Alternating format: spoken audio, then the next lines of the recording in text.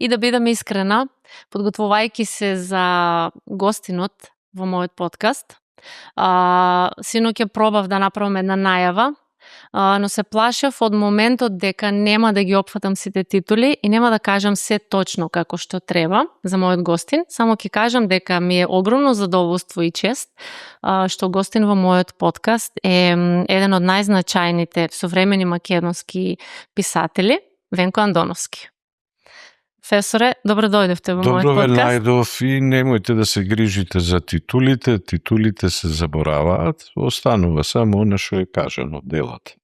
Да, и од таа причина јас решив да бидам своја, да го водам овој подкаст на мој начин и да ве доближам колку што можам повеќе до мојата публика. Само да напоменам дека синоќа имавте нели ваше представување на книгата Александар јава на Запад. Уште сум под импресии, затоа што навистина беше изворено целото вакво представување. И на самиот почеток да ве прашам, знам дека и професорката кажа дека не е роман, вие знаете да го кажете чекајќи роман. Зошто е назначено чекајќи роман? Да, добро. Јас и вчера нешто околу тоа објаснував. Се случи вака, јас пишував еден друг роман и уште го пишувам и некако не одат работите како што треба. И бидејќи не сум човек кој што може денот да го помине без пишување, макар и ги фрлил тие страници што ќе ги напишем, јас имам некој ритам дневно да напишем некој број страници. Решив да се позанимавам малку со нешто што ми е одамна идеја. Јас именно имав повеќе комедии кои одлично поминаа во македонските театри. Некој си игра и долги години, дури и до 100 изведби одеа, публиката бараше карта, билет повеќе, се смееше народот и сватив дека јас таму имам ликови кои се навистина смешни. А кога ги погледнав малку тие драми, мои комедии и фарси, видов дека фактички тие припаѓаат на една иста приказна. Тоа е нашата балканска приказна, која за сите луѓе е неразбирлива во современиот свет, затоа што не може да сватат како ние, една сосема мала држава представуваме кога сите ќе се собереме на Балканот, не можеме да се договориме околу некои елементарни работи. Мислам, културно наследство, потекло, историска легитимација, си оспоруваме имиња, територии, луѓе и така. Мислам, и сватив дека сето тоа може да се направи во еден роман. И бидејќи јас го чекам овој роман, нели, кој што се вика Капиларот на Исус и кој што повторно се занимава со вечните прашања. Смртни ли сме, бесмртни ли сме, што се вредностите на животот, што е смислата, јас решив да го спуштам малку авионот на една пониска височина на летање и да напишам еден роман кој ќе биде пародија на историјата. Значи да може секој да го чита, затоа што секој сакав да се смее. Знаете, за смеење не ви е потребна никаква диплома, ни компетенција. Се смее и обичен човек, и доктор на науки, и тоа на исто нешто. Значи, универзална е таа димензија на комиката, и бидејќи, повторувам, ги видов тие ликови во моите драми, залутани по различни комедии, велам да ги соберам на место, и тоа ќе го крстам чекајќи роман, затоа што чекам она што јас го сметам за роман. Ете тоа беше. Професоре, синоќа и ние се смеевме, но имаше момент кога слушајќи го целото ова во книгата, што всушност се случува, на моменти беше жално, навистина. Болеше таквата ситуација, нели, херојот Александар, големиот херој Александар Македонски, со што се соочува? Тоа е така затоа што, вака, јас решив да ги прошетам, да ги оживеам, значи, спомениците на Гоце и на Александар од Скопскиот плоштад, и тие сега нормално, бидејќи биле споменици, тие секојдневно слушаат како споменици што народот зборува. а зборува што се случува на светската карта, кои војни се отвориле, што е Запад, што е Исток, што е тоталитаризам. Значи, тие се како некои наши современици, тие споменици, и затоа ги оживеав и сакав да ги прошетам, со тоа што Александар вели, јас сум бил на Исток и сум стигнал до Индија. И вели, таму ја загубив битката не од голема војска, туку од обичен комарец, затоа што умрел од маларија, според една верзија. И му вели на гоцата, сега кога оживеавме, зошто да не појдеме на Запад, толку сме слушале за тој Запад, дека таму тече мед и млеко и така натаму. И тргнуваат на Запад. Јас ги шетам низ Србија, низ Хрватска и стигнуваат до Словенија. Таму се обвинети за повторно на комичен начин, за злосторство против човештвото и пратени на Хашкиот трибунал. Значи, тоа е тој круг на приказната. Јас сакав едноставно да ги доживееме тие луѓе, како бидејќи знаеме дека се историски великани, да се ги доживееме како два најобични човека од денешното време. Да видиме што тие со своите очи, со своите сваѓања, ама во животи на обични луѓе ќе видат. И тие го гледаат тој Запад. Резултатите се комично трагични. И таа болка, за која прашувате, доаѓа од сознанието дека некогаш се живееше со високи идеали, за кои беа готови луѓето да ги положат и животите. Така на тоа е базиран тој стар свет и античкиот свет, па дури Гоце Делчев во таа епоха илинденска. А денес некако одеднаш ништо нема значење затоа што се смета во пари. Се е конвертор на валути.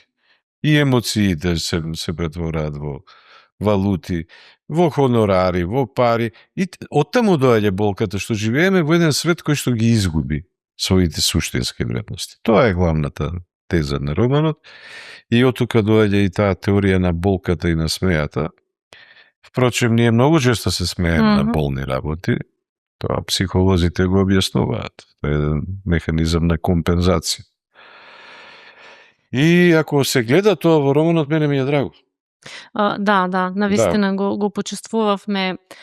Тоа е сега уште малку беше доста интересно, беше опишано целиот тој пат нели на Гоце и на Александар, што се открија, и исто така ми беше интересен момент пред самото оживување нели на спомениците, овој висок представник, а толку низок, што се бараше нели од неговиот преведувач таму до него, кој беше?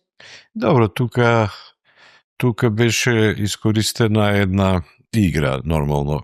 Комедијата е секојаш игра и јас и вчера реков, треба многу да се внимава да не се помине цртата меѓу духовитоста и навредата, затоа што некои шеги може ти да навредат некого.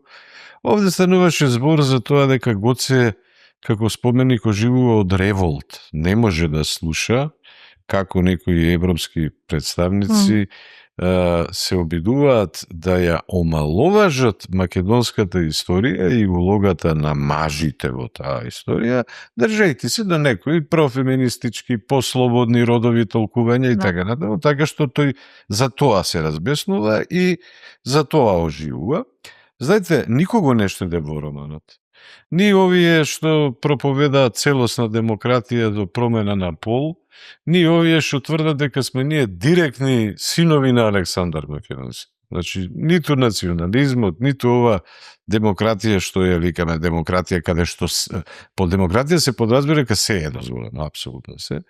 Никој не е поштеден во романот и мене целта ми беше никого и да не штедам. Навистина светот едноставно како да полуде, знаете што, не постои. Ако некој ви докажува дека е внук на Александар Македонски, после сите вкрстувања на племиња на овие простори, на народи, на ова, тоа е подеднакво лудо, како што некој ви тврди дека има право на се, па дури и на промена на личен идентитет. Знаете, и историски и личен идентитет. Така што јас тој свет не го разбирам, освен преку јазикот на хуморот и затоа фатив да се играм со овој роман и буквално да ги сакам луѓето да ги насмеам, да се насмеат над она што ги боли. Так, ќе се навратам и на момент каде професорката кажуваше дека да, понекогаш литературата е помоќна и од политиката. Да, на крајот од романот јас имам една реченица во која кажувам спомениците исчезнаа на почетокот на романот, на крајот јас ги вратив, повторно ги претворив тие луѓе во споменици, затоа што самите сватија дека подобро им да се видат споменици во овој свет, одошто да видат живи луѓе и да страдаат. Книжевноста навистина има таква моќ. Ете, во еден роман, секој ќе го чита овој роман, ќе доживее, ако ништо друго, едно пријатно изненадување дека може да оживее споменик. Знаете, ние како деца сме мечтаеле за такви чуда, еве, книжевноста тоа чудо може да го направи, да оживее споменик, може да го прошеда низ цел Балкан, да го разочара, и може пак да го претвори во споменик. Кажете ми, која политика може тоа да го направи? Ниједна политика не може, ни да оживее споменик, може да изградат споменици, ама да оживеат и да им дадат, да им вдахнат живот и дах, тоа не може никој. И тука е книжевноста супериорна во создавање нови стварности. Знаете, политиката создава стварности од она што е веќе створена како стварност. А ние писателите можеме да си играме. Можеме кого сакаме да вратиме како. Да. Во вашето творештво зборувате и за идентитетот, и за верата, и за времето во кое живееме. Јас имам многу прашања на овие теми, но ајде да би почнала пак на тоа, знаеме ли ние кој е нашиот идентитет всушност? Прашањето, ако мислите на колективниот идентитет, тој е нешто малку појасен. Затоа што постои историја која каква таква и од кого да е пишувана, не можела да ги избегне големите нешта. Како што се големите порази, како што се доселувањата на народите. Значи, постои, за колективниот идентитет постои некој консензус кои сме и што сме. Меѓутоа, мене никогаш не ме интересира толку колективниот идентитет, и во овој роман јас тоа го кажу, воопшто не е важно дали Гоце бил бугарин или македонец и дали се пишел бугарин или македонец. Важно е дека Гоце се борел за подобар свет. И камо среќа да им припаѓа на што повеќе народи, не само на македонците и на бугарите. Да. Значи, тој колективен идентитет, кај мене не е тема на овој роман, затоа што тој горе-долу не е спорен. Ние знаеме што се македонци денес. И знаеме дека и денешниве грци, како што немаат врска со старите елини, баш многу слаби врски имаат со старите елини, така и ние како денешни македонци имаме доста слаби врски со Александар Македонски. Ние не сме негови директни потомци, што не значи дека немаме и од таа, ајде да кажам, генетика, иако се ужаснувам од тој збор. За мене е многу поважен личниот идентитет. Дали си човек или не. Александар бил човек. Александар сакал да создаде светско царство на рамноправни народи. И кажувал на неколку пати, и тоа е познато во историјата, дека тоа светско царство не треба да се темели на една сила светска која ќе ги приклучи другите помалите. Туку напротив, тоа треба да биде едно светско царство. Па гледайте сега, вие имате на примерот на Александар највисок хуманизам и хуманитет. Јас Александар така сакав да го видам, како човек, а не како историска фигура. Инаку како историска фигура имал и многу мани. Бил прек, знаел да се степа, знаел да милиарда работи знаеме за него кои не се убави. Меѓутоа мене ме занимаше како тој внатре во душата би реагирал кога денес би живеел. И како што гледате би бил отфрлен. И сме ли понижен. Да, во овој свет би бил так. Така што во книгите јас секогаш го поставувам на прво место прашањето за индивидуалниот идентитет. Треба да знаеш кој си. И не сме мрднале тука многу. Да. Од пророчиштето во Делфи на кое стои спознај се сами од себе си, ајде кажете ми, бидете искрена, дали знаете еден човек кој се познава себе си? Па, да бидам искрена, не. Па мислам дека нема многу- таков човек. Да. Овде би се надоврзала на колумните кои се и такако читани и привлекуваат доста внимание вашите колумни. Она што ми остави впечаток е колумната егоизам, еготизам, садизам. Да. И таму зборувате за тоа дека луѓето се повеќе стануваме и сите ние егоисти. Дали е тоа навистина поради времето, суровиот свет во кој живееме или нешто друго?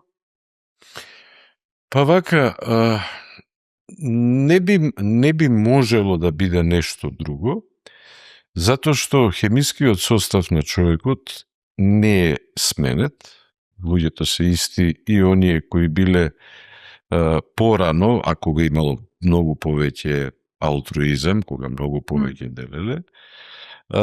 Според некоја логика би требало да бидат егоисти во посиромашен свет.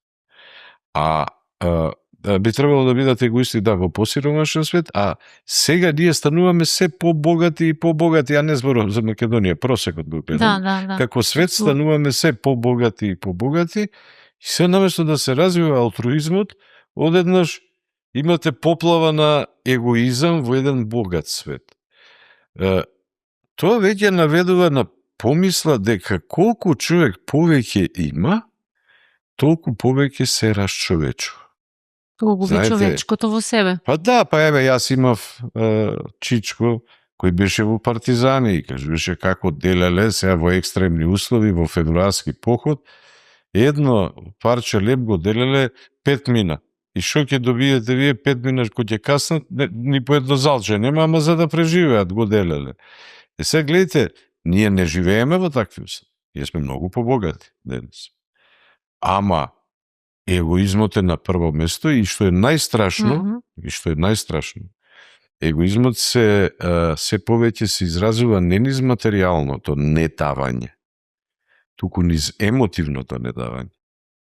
Не знаете да споделите радост кога некој се радува со него, не знаете да му честитате, не знаете кога тагува да со него да ја поделите тагата, го избегнувате ако му се случило нешто лошо или тажно. Дојде до еден егоизам во нематеријална смисла, во емотивна смисла, и тоа е она што светот го прави студен и непријатен. Јас, верувајте ми, сабајле кога ќе станам, кога ќе го тргнам оној прекривач од мене прво ми е ладно. И да е јули, мене ми е ладно. Од мојот кревет почнува светот во кој што треба да се расправам со егоист. И тоа е тоа. Ама, за жал, никој не можам да ви дам одговор зошто е тоа така. Има ли начин како ако не го премолчуваме сето тоа, како да се бориме против тоа? Јас верувам дека сепак некои од луѓето го имаат зачувано нешто човечко во себе барем. Како да се бориме против тоа? Тоа човечкото се чува само во допир со друг човек. Значи, се додека моите деца типкаат на мобилен телефон затворени во соба и се договараат со другарчето од истиот влез која игричка ќе ја играат, значи не оди кај него да се договори кај другарчето, до тогаш не можеме да очекуваме алтруизам. Нема да споделат тие ништо. Значи, мораме да се вратиме, едноставно, толку брз технолошки напредок се случи, што луѓето, наместо тие дигитални уреди да им дадат време, оти нели ми штеди време дигиталниот уред, нешто што и ни прави достапно се, и сите луѓе, а на крај сме осамени. Па кај ни е времето што треба да ни го заштеди уредот, која ми го зема времето. Сите се жалиме дека ни го зема времето. Тоа земање на времето, тоа бабите го викаат ѓаволска работа. Ѓаволот вели краде време, само тоа го интересот, затоа што тогаш луѓето кога немаат време не си одат на визита. Ево убав израз, на визита. Да ми дојдеш на визита. Не си, неам време. Знаете од кога не сум ги видел пред очите? Во Куманово се. Мислам да и кога ќе одидам во Куманово немам време да ги видам. Имам работа. Значи, ние имаме еден генерален проблем, целиот свет, не само ние. со тоа што времето некако како да се забрза. Наместо да се забави со технолошкиот развој, да имаме што поеќе слободно време за себе, за спорт, па да направиме 4-дневна работна седмица наместо 7, нели? Тоа е идеалот на богатото општество. Ние немам. Овде би ја спомнала и колумната, дали се сеќавате како се фаќаше девојка на YouTube. Таа е доста интересна. Овде би се надоврзала, нели, согласно разговорот, дека сега не се тепаме за девојка. Ја немаме, нели, таа близина физичка, едноставно се разговара само на интернет и се допишуваме, а нема никакви физички контакти. Па не се тепаат младите за девојка, затоа што се изгуби, во таа колумна конкретно станува збор дека доаѓа до физичка пресметка меѓу двајца младичи за една девојка. Знаете зошто? Затоа што и девојките и младичите веќе не ги доживуваме како уникатни. Кој ќе се степавме порано за девојка, прво не користевме оружје, да се разбереме, тоа не доаѓаше предвид. Имаш стопаници, ако си маж, ќе се степаш, нели, девојчиња да се тепа исто за мажи се корнеа за коси, јас се сеќавам. Да, имаше. Во отделенијата. Шо ми се мешаш ти, нели, во тој и тој. Сега, тоа беа некои наивни, честни, како да кажем, физички напади, ама шо тоа подразбира? Јас можам да се степам за она што е уникатно. И не можам да го најдам на друго место. Знаете зашто не се тепаат денес? Ке си најдеш друга, знаеш какви има? Лесно е сега на интернет. Да, ќе отвориш на сајт, па има дейтинг, па има не знам, ова, па оваја личи на онаја. Па не, знаете, мислам, дојде, се стави на пазар. На пазар се стави. Значи, личиме на еден голем бит пазар на кој се е изнесено. И стравот како стока се продава, и еротиката, и пријателството, и се купува и се... Мислам дека парите, ако веќе треба да одговорам што го развие егоизмот, таа експанзија на капитализмот и на пазарот како бог на нашето време, тоа не доведе до егоистички пристап. Да. Професор, овде само би се навратила и на моментот дали постои вистинска љубов, кога веќе нели зборуваме за тоа, нема веќе тепање за љубов. И овде ќе го споменам вашиот роман Вештица. Знаев. Да. Затоа што е тоа роман во кој што многу сакав да постои вистинска љубов. Тој така и е напишан во едно убедување дека постои и дека треба да се бара. Прашањето е многу тешко, дали постои вистинска љубов. Знаете, опасно е. Да, во едно интервју имате кажано дека верувате дека се уште постои и безусловна љубов. Вистинска, безусловна љубов. И тоа е тешко прашање, знаете зашто? Затоа што кога ќе кажеме вистинска љубов, ние кажуваме тавтологија. Тоа е како да кажеме, а го користиме тоа, како да кажеме дрвено дрво. Па љубовта е љубов само затоа што е вистинска. Второто име на љубовта е вистината. Не можете вие да љубите некога, а да не кажувате вистина. Значи, вистинска љубов, ние тоа си го користиме, ние треба да кажеме само љубов. Има ли љубов или нема?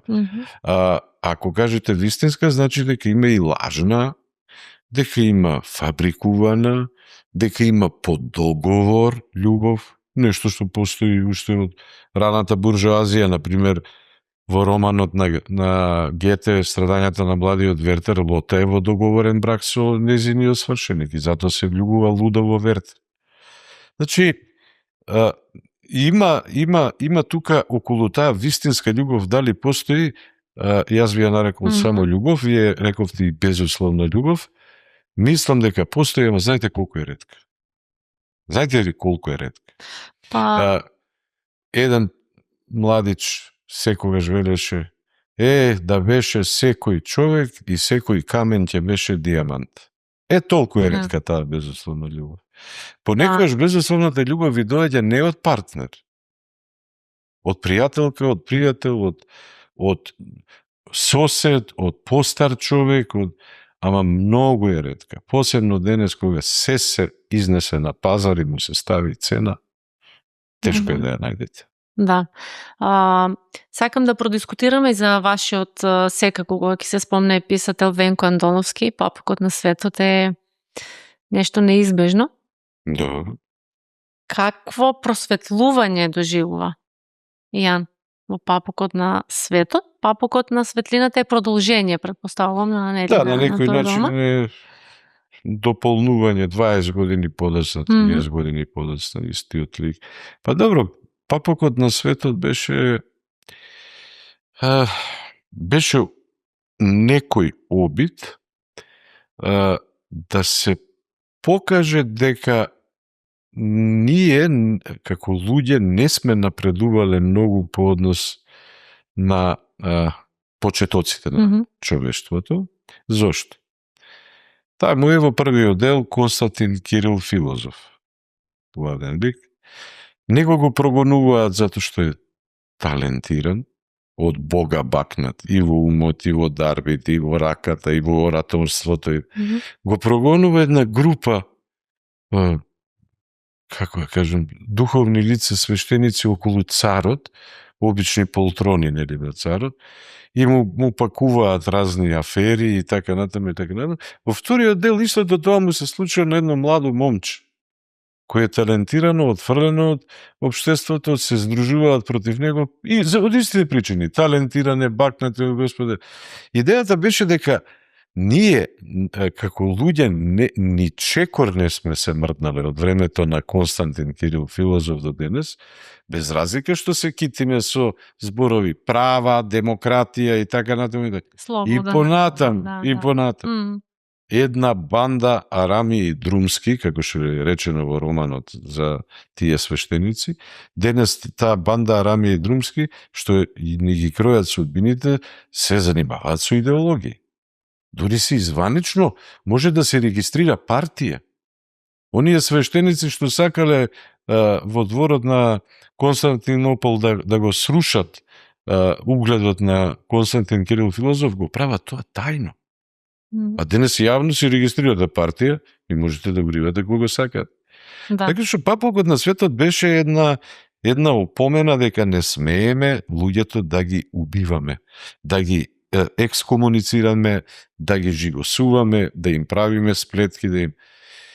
А Папукот на светлината покажа дека, ајде да сумирам за да не биде многу долг, накратко, пошто се разликува од Папукот на светот, во Папукот на светот верував уште дека може човек да му помогне на човек и на овој свет. Во Папукот на светлината веќе мојот јунак оди на Светагора и мисли дека само Бог, ако и тој, може да го спаси овој свет и да го врати човек. Значи, веќе имам доза на песимизам дека човекот сам може повторно да се очовечи. Тука сум песимисти, затоа не сакаат некои луѓе да ги читаат моите романи, ги прогласуваат за тешки и затоа еве им го подарив Александар Јана Запад. Да, нека се смејат. Но прашањето се пак исти. Да. И таа боли, кажавме. И сега во однос на она верата и човечкото. Дали тоа што сега ние како луѓе сите информации ни се достапни, или имаме интернет, сметаме дека се знаеме, полни сме со информации, дали тоа не оддалечува повеќе од верата? Дали тоа штети или ни прави некое добро дело, да кажам, сите тие информации кои ги имаме и се сметаме луѓе дека знаеме се, нели? Не оддалечува од верата, затоа што без разлика за која вера зборуваме. Значи не мора да говориме само за православното христијанство, за католичкото, за исламот, за будизмот. Нема врска за која вера зборуваме.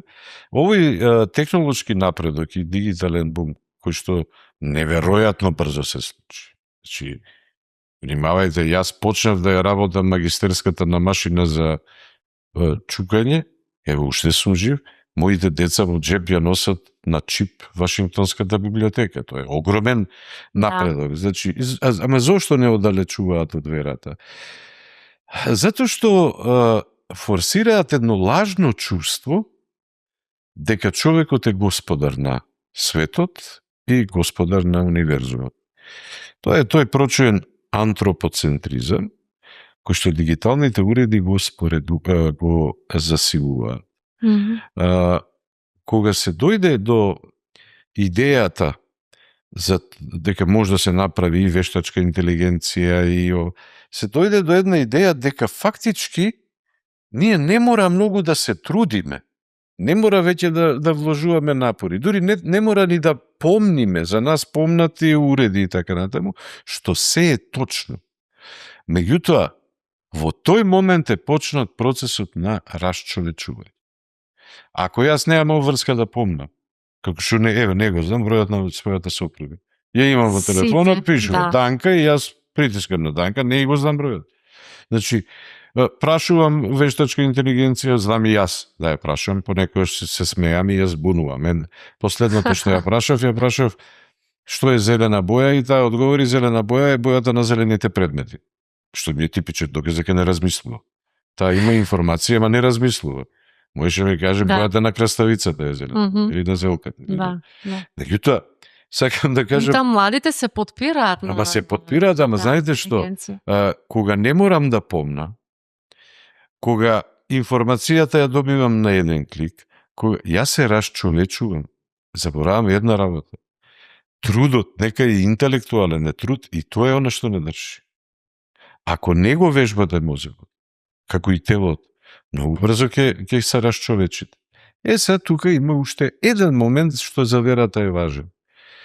Верата подразбира да не бидете суетен и сигурен во себе 100%. Овие млади се сигурни се дека знаат се. Авион да им дадете, авион да им дадете, ќе најдат апликација како да возите авион. Самите се лекуваат преку интернет. Све знаат едноставно, под наводници. Кога тоа се случува, верата дека нешто зависи и од некој друг, од виша сила, сигурно. И затоа луѓето се помалку веруваат во виши сили, ама затоа постануваат и се повеќе несрекни, затоа што тие виши сили знаат во еден момент, не дај Боже да им урнат се што граделе толку години. Се случуваат несреќи за кои нема објаснување, се случуваат. Значи, или се случуваат трагедии кои не може да се ги објаснеме. Се случуваат и бенефити. Одеднаш некој што бил толчен, малтретиран и ова и она, одеднаш го препознава некој, му дава стипендија и од странство и од, знаете, така што не е се во наши раце. Во наши раце е да го избереме најдоброто за нас и да не ги повредуваме другите. И да бидеме човечни колку што можеме. Апсолутно. Овде сега ми се наметнува и прашањето за уште една колумна. Морам, професор, да ги спомнам сите тие кои имаат поставено впечаток. Нашите деца не знаат за зборот нема. Не знаат што значи нема. Сега кога зборуваме нели за нашите млади, дали сметате дека еве и ние како родители со правењето се да им е достапно, не им правиме добро на нашите деца? Не им правиме, тоа го знаат сите. Не мора да бидете писател и интелектуалец за да знаете дека не им правиме добро. Знаете, човековото суштество е многу чудно. Колку повеќе му давате, тоа не само што порано викавме колку повеќе ќе му даеш, толку повеќе бара. Демек тоа е лако. Меѓутоа, колку повеќе ќе му дадете, тој некако нема представа за тоа што му е дадено. Не го цени, не го вреднува. И стара вистина е, тргни му го тоа за момент, да види што е нема. Нема. Едноставно нема струја, нема вода.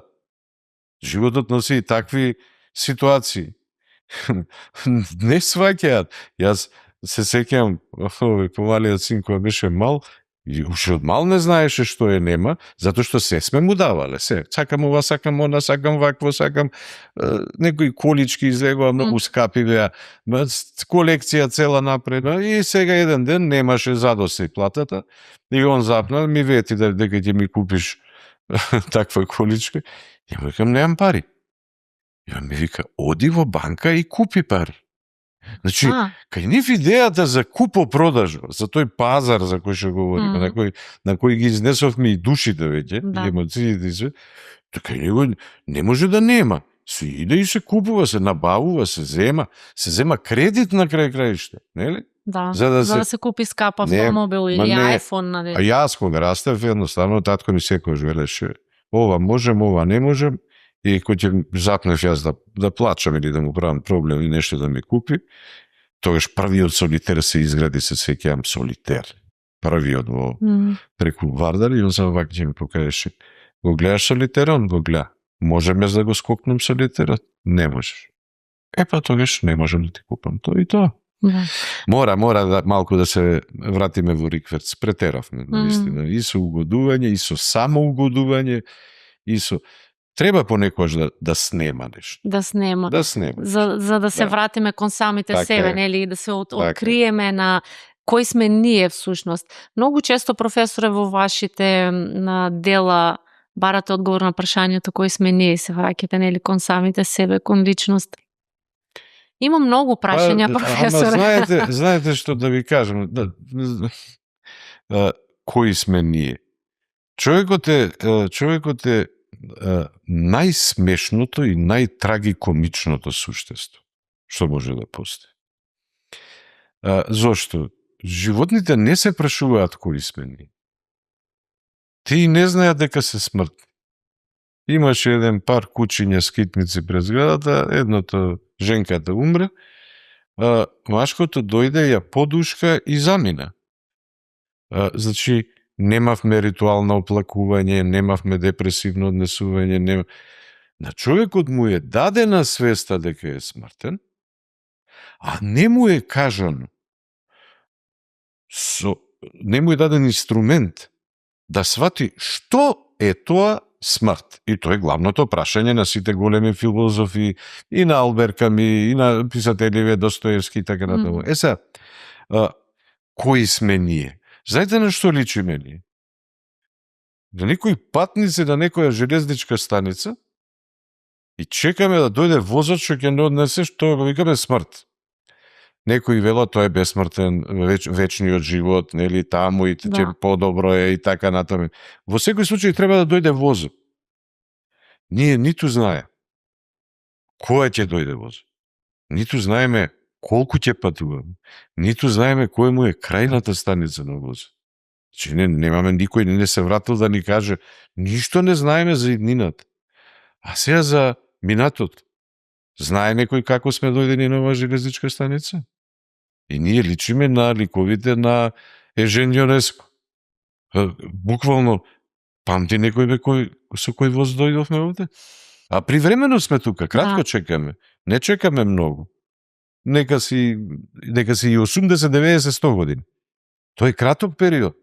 Значи, зашто велам, тие се прашања на кои нема одговор и јас многу ги ценам писателите, кои, внимавајте, не можат да одговорат. Не можам ни ја, како да ви кажам, од кај сме дошле, кој не оставил на таа станица и кога ќе не земе и пак ќе не качи во воз. Не знам, ни јас не можам, меѓутоа ги ценам писателите кои со својата имагинација даваат одговор на тие прашања. Тоа е како пипање во темна просторија. Кој знае што е вистина, што не е. Ама даваат одговори. И теолошката литература дава каков таков одговор. Вели дека продолжува животот, нели, во царството небесно. Научна фантастика вели друго. Влегувате во паралелни вселени, па живеете во паралелен космос, според теориите на Стивен Хокинг и на сите овие астрофизичари и така. Некои пак книжевници прават, како се вика, целосна демистификација на историјата и на настанокот на човекот.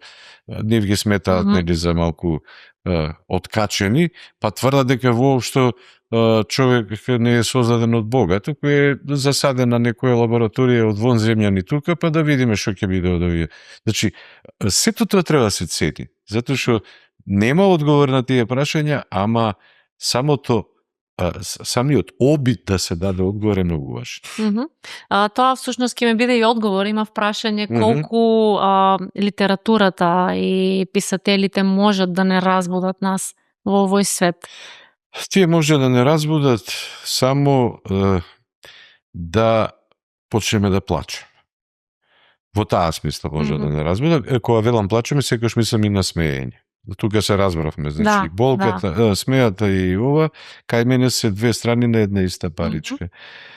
Знаете, гледав една сцена, имаше еден питач во Крагуевац, кој секогаш ја држеше раката испружена, и јас за тој питач знаев, и цел град знаеше, дека кога ќе собере доволно пари, влегува во првата пекарница, за себе купува еден геврек, а уште два купуваше, ги фрлаше на гулабите. Ги хранеше гулабите. И после ќе се отиде дома. Он ќе изеде еден геврек, два ќе подели на гулабите.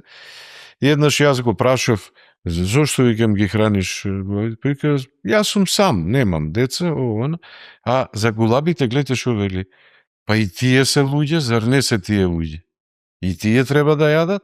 Сега, што можат писателите да направат? Да седнам да го напишем овој расказ. Да го документарните филмаџи треба да снимат документарец за тој човек. Значи тоа може да направат. И на нас да делуваат, да се расплачеме над неговата судбина. И што се случи еднаш? Се сеќавам дека јас поминав покрај него и секојаш кога немав пари му велев на враќање. Да одам до банкомат, ќе ти дадам. И тој знаеше, не. Еден бизнисмен брза со ак чанта и гледа дека овој ја пружил раката, прави израз на лице како да не е тоа припадник на човековиот род, како да му е уфрлен бацил, вирус на улицата, и за да го избегне, кога поминува покрај него, прави вака со раката, ја крева, погледнува на часовникот и го одминува. Тоа му е поважно, значи праќа порака, брзам на состанок, и на тој начин вешто го одмина. Ја на тоа можам да заплачам. Ако успеам и моите читатели да ги натерам на тоа да заплачат, тогаш книжевноста си извршила својата функција. И знаете ли колку ми беше жал кога еден понеделник, точно знам, затоа што бев вратен од викенд, кога поминав и кога го нема, не го најдов таму, не ни прашав. Знаев дека си заминал од овој свет. Знаете, многу може да се направи. Ние треба да научиме да плачеме и да се смееме. Ништо друго не треба да правиме. Одговорите после сами ќе ми. Да почнеме да чувствуваме. Апсолутно. Да. Професоре, само кратко, дали се осеќате по-комотно во пишување колумни или во пишување романи? Колумните ми се мачни. Многу ми се мачни колумните.